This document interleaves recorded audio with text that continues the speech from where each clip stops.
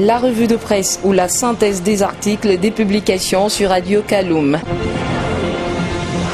Plaine risicole recouverte par la boue, plantation de légumes et de bananeraies affectées par l'avancée de la mer, l'île Kabak, située à 111 km de Conakry, est frappée par une catastrophe environnementale. Avec Guinée News, l'eau de mer pénètre dans le village, frappe par sa force les murs de l'école et entoure le centre de santé. Toutes les surfaces de production de riz, de gombo, de tomates, de pastèques et même de plusieurs types de légumes sont submergés par l'eau de mer. À partir de Bakia, l'eau s'infiltre dans Kabak. Les habitants de l'île Kabak ne dorment plus. Ils ont peur d'être emportés par la mer. Et dans un reportage grand format, Guinée News révèle que les habitants ont fui la localité submergée de Dembaya. Kabak ne peut plus résister à la force des vagues. La digue de protection, construite dans les années 60, s'est rompue à 4 niveaux. Kabak se fait entourer désormais par la mer et les insulaires sont en danger, écrit Guinée News, qui parle d'une administration déphasée avec des bâtiments aux murs crasseux et aux feuilles de tôle rouillées. Et sous le titre les dessous d'une catastrophe environnementale, Guinée News se fait l'écho de la coupe abusive des palmiers naturels et des palutuviers. Ces palutuviers ont été détruits et transformés en bois de chauffe. Des stocks de bois de palutuviers découpés sont même mis en vente. Et avec les champs dévastés, les paysans de Kabak vivent du trafic de bois de palutuviers et de la production du sel. D'anciens bas-fonds rizicoles et de cultures de légumes ont été aménagés en four de cuisson du sel après la remontée saline. Outre la corruption organisée par les conservateurs et les gendarmes, Guinée News constate que ces nouvelles activités génératrices de revenus pour les insulaires de Kabak accélèrent plutôt l'avancée de la mer.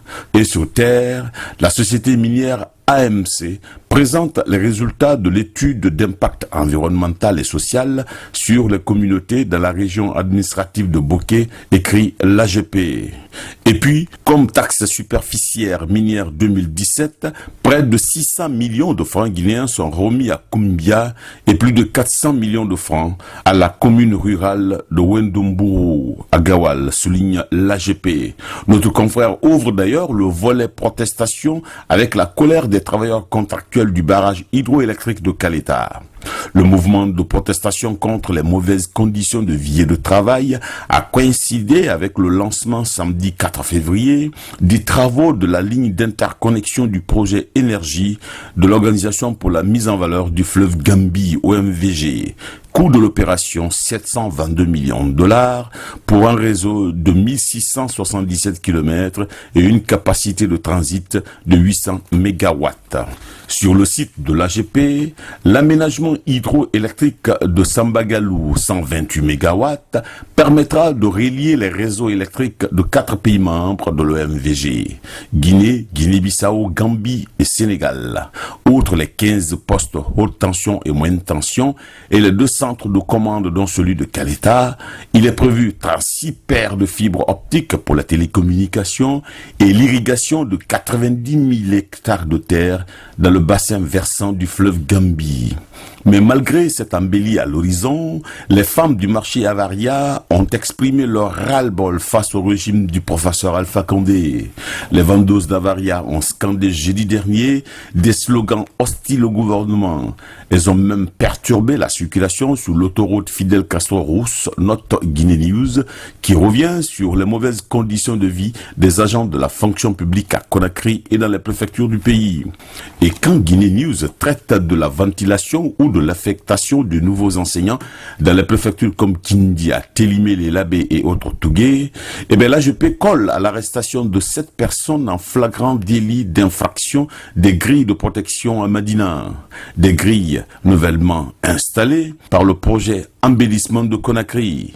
Le gouverneur de la ville, Mathurin Bangora, menace même de sanctionner tous ceux qui tenteront de saboter l'aménagement de la capitale guinéenne. Par ailleurs, un affrontement entre deux groupes de vendeurs de cola a fait 3 blessés graves à Guékédou, en Guinée forestière. Les vendeurs se sont opposés sur le triage des colas destinés à la commercialisation. La pratique compromet la qualité du produit selon les autorités de la place.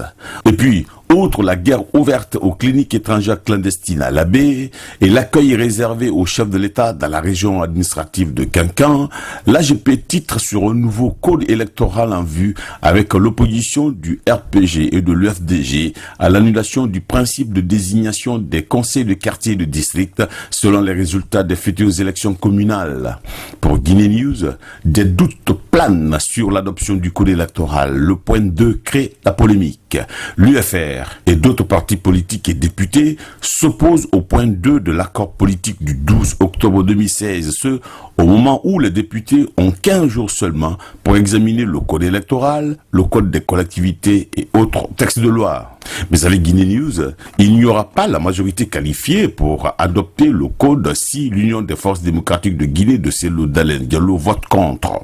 Et quand Dr Ousmane Kaba explique pourquoi il a quitté le RPG pour prendre les rênes du PADES, Guinée News revient sur la conclusion par Cellou Dalein Diallo de l'UFDG et Mamadou Silla de l'UDG de l'Alliance pour la défense de l'alternance. Les députés UDG sont sur le pied de départ. Enfin, le journal Bingo en deuil après le décès de Prosper Doré, le rédacteur en chef et pape de la satire, fait le buzz des Mamayas sur le 3e mandat des sirènes révisionnistes. Mais Koro Alpha n'en veut plus. Point de suspension. Écrit Bingo. C'était la revue des publications aux presses hebdo sur Radio Kaloum.